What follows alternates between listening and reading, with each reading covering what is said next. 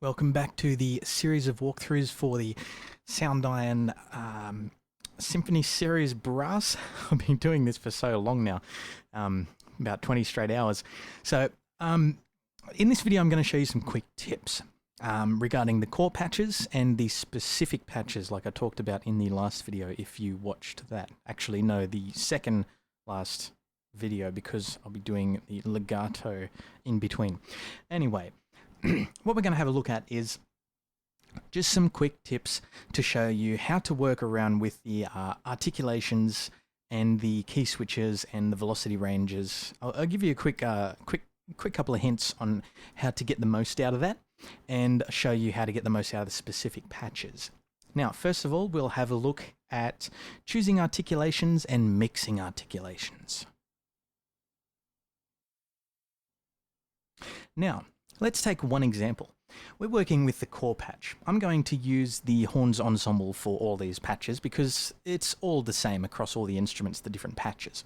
Now, we're working with the core patch because we want access to a bunch of different articulations to play on the keyboard with key switches. And we've got staccato and we've got sustain. Now, let's say you want to hit the staccatos and you want to hit the sustains, but the sustains don't have quite that accent. Well, how do we solve this problem? It's simple. Let's go to the sustain all key switch that we've had set down here at C0. As you know, you've got 8 slots. You click on the slot and then click on the articulation you want, and that will set the articulation to that key switch.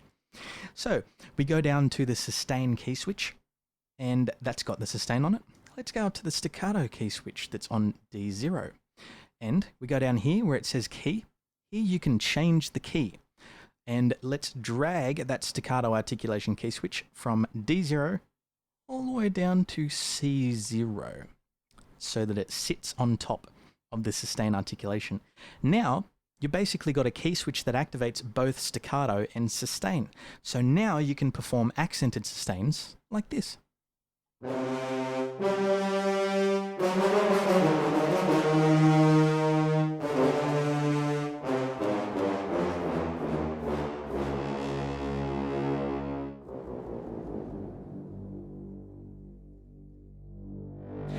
Simple, really easy. So that's a nice little tip on how to work with stacking the articulations to get specific sounds such as the desired sustain accent.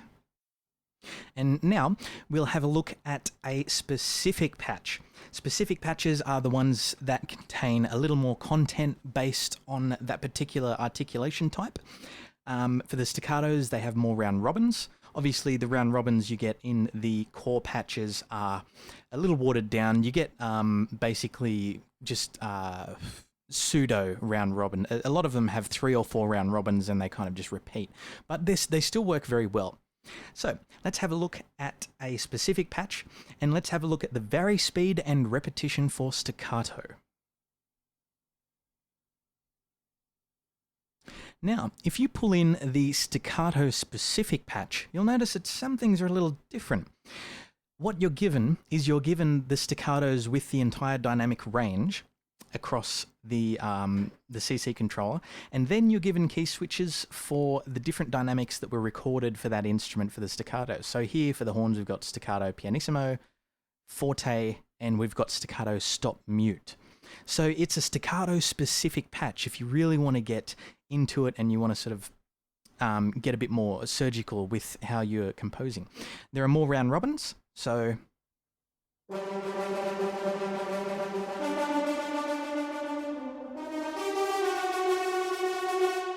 and there's 8 round robins recorded for each dynamic layer, which is what you really need if you're going to do those repetition phrases. Now, let's say the staccatos, you want them to be a bit more sharp, a bit more pointed, a bit shorter. Well, that's where vary speed comes in. Click on this thing here, raise the speed, and watch what we get here.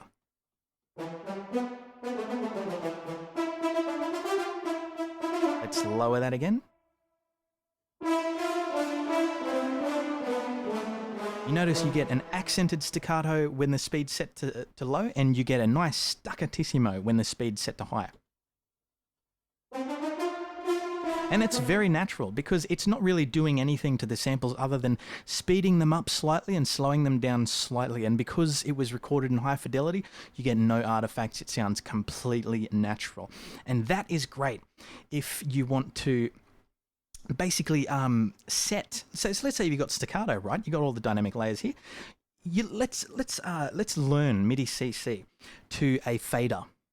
And now we can use a fader, if we've got a spare fader on the MIDI controller, to increase or decrease the speed of the staccatos. And now see what happens.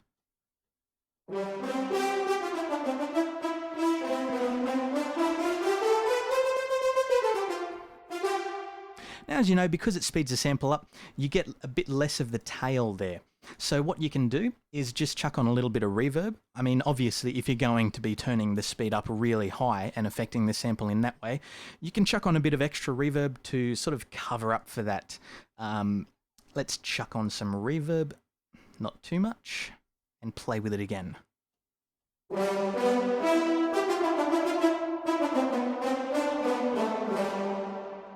And if you want to trim down the release tails for when the samples are slower so that it doesn't sound like it's ganging up on itself, set the release down here.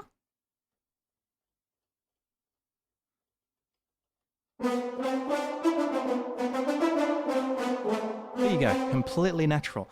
So just by fiddling around with the release control, the inbuilt reverb, and the vary speed, we've managed to create a more surgical staccato articulation that we have complete control over for the people who really want to get in there and who find that even though the library has got a list of articulations, they sort of want to sculpt it a bit more. Because when you're writing for music, you tend to write little parts and little things like that that you want the players to do at specific moments that give it that uniqueness that libraries have a hard time emulating, and this is a great little thing for that. Next, let's have a look at the repetition function in the staccato patch.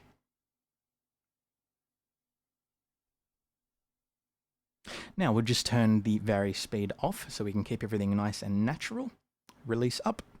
Now the repetition basically functions as a pseudo double triple tonguing. So let's say we want it to attack twice, 3 times, 4 times, or indefinitely.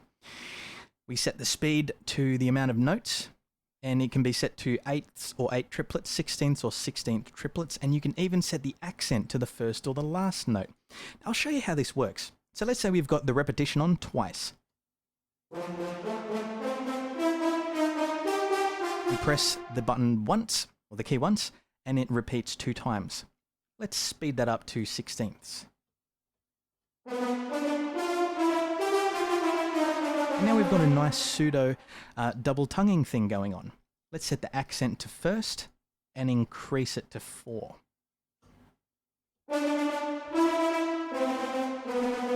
So you get a nice sort of a little bit more of an accent on the first note, and you can even accentuate that by pulling the dynamics knob down.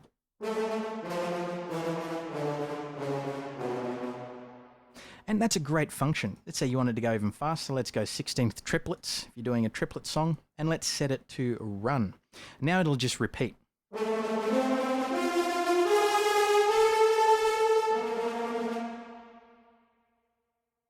As a little unrealistic because a player wouldn't really be able to do that accurately in real life.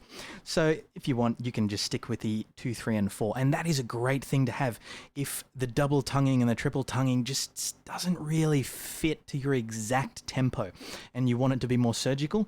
The repetition function basically solves that problem because there are plenty of round robins, and especially if you're using the dynamics knob to switch between dynamics, perfectly natural performance. Now, let's move on. We'll have a look at the expression. The last tip I'll show you is for the expression-specific patch, so I can show you a nice little set of tips to use to get your compositions up and running. Now let's have a look at a last little hints and tips thing. I'm going to show you the expressions patch. And this also applies to the effects. The effects patch is similar. Now the expressions patch contains the same stuff that was basically in the core patch, but we're given more control. So let's take the blast triple forte.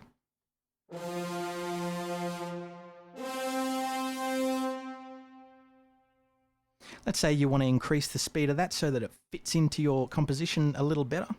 Set it about there.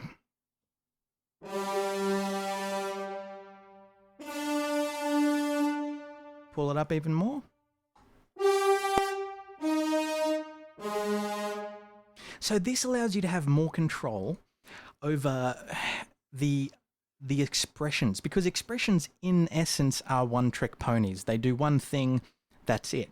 But this cool little patch allows you to decrease or increase the speed so that you can use those expressions more flexibly in your compositions.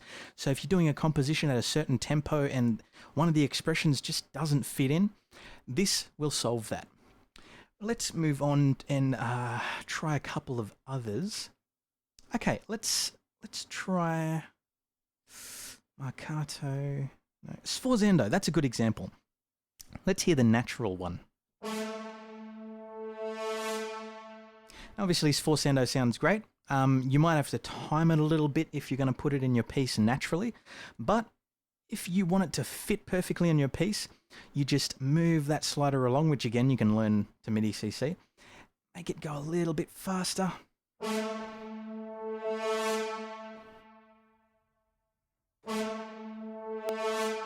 See, this allows you to work in different tempos.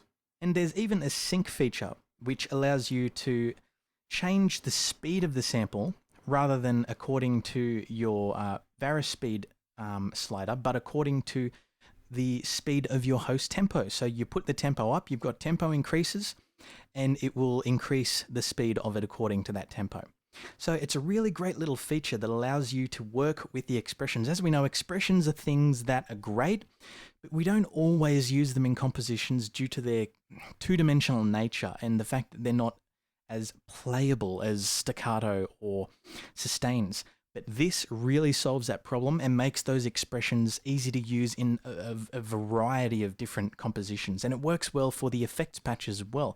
If you want to have the tuning or the breathing or little sort of flips up and down and you want them to fit the piece and suit the tempo, this basically does all that work for you. So now you've got a library with your sustains, your staccatos, and your expressions and your effects, but the expressions and effects can be used in a variety of different ways. You no longer need to try and time the swell to fit in with your music.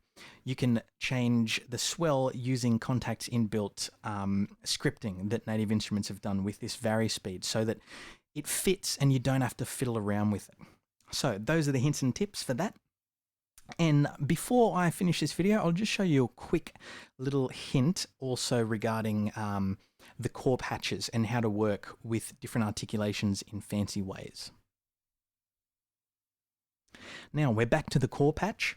Now let's say you've got the staccatos and you sort of want to play everything on the one patch and you want everything to be convenient. Well, we'll just put our staccatos back where we had them before at D0 because we changed them earlier. Oh, it's a bit fiddly. Oh, come on. Jeez. All right. Now we've got all our articulation set up. Now you like the staccatos, they sound great. And we'll set the release back up to where it was to get that tail. Now let's say you want to have kind of a marcato sound, but the library doesn't offer a long enough marcato sound that is kind of long enough but not too long and short enough but not too short. You can muck around with the articulations like this. So let's say you change the release, pull it down. I find 20 is a really good setting. And we choose to use Sforzando. Now obviously this will decrease the tail. So you'll have to put a bit of external reverb on, or you can use the reverb in Kontakt. Let's just use, we'll use the cathedral reverb. Now we'll play the staccatos again.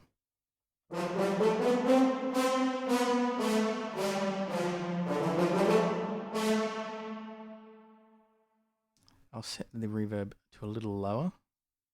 Now, as you can hear there, you get a longer accented note that sounds like a shorter marcato.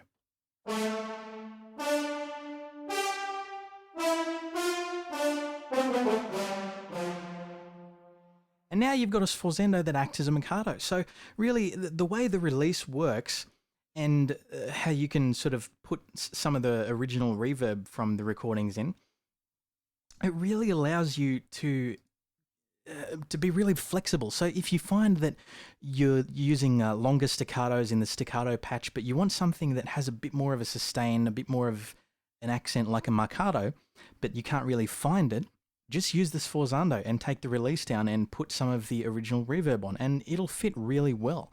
So those are my little hints and tips to show you how to work with the library and get the most out of it, considering that there are a lot of expressions and effects, and that this sforzando can be used in creative ways. And I hope that helps you out in doing your own cool little key switch combinations and being able to screw around with the library to suit your composition, because this library really does allow that kind of flexibility, and that's a great thing about it. So that being said, we've basically covered all of the basics of this library and the sounds, and we're going to move on to the final video, which will be a composition where I show you how I basically play around with the brass, come up with a bit of a composition, and then fit it into an orchestral mix and show you how great it sounds in the mix. So I'll check you later in that video, and I'll see you there.